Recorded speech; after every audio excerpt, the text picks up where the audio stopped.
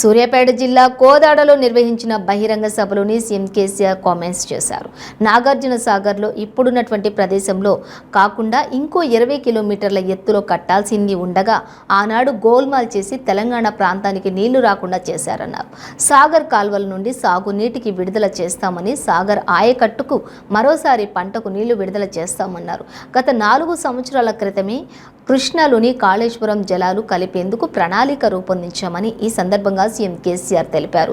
BRS party చేస్తున్న అభివృద్ధిని ఓటర్లు అర్థం చేసుకోవాలని, బీసీ బిడ్డ బొల్లం మల్లయ్య యాదవ్కు నవంబర్ 30న కారుకు గుర్తుకు ఓటు వేసి భారీ మెజారిటీతో గెలిపించాలని వారు కోరారు.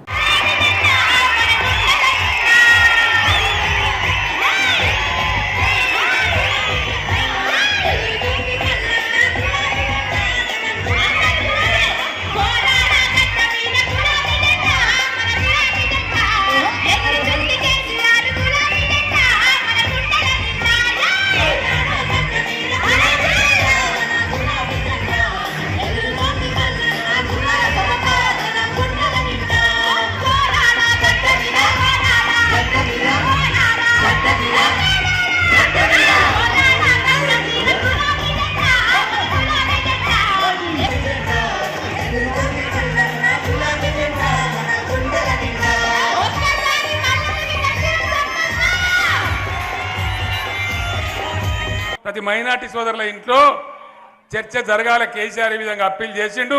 ఇది నిజమా? మరి ఎవరు గెలవాలి, ఎవరు ఓడిపోవాలి?